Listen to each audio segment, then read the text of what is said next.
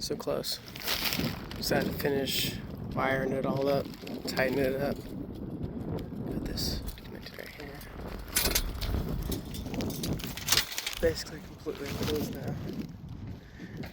Got these two join. I just gotta anchor it down, finish wiring it up. And then I think I'm gonna try to do some mud brick around the whole thing with rocks to make sure that no coyotes try to dig under it.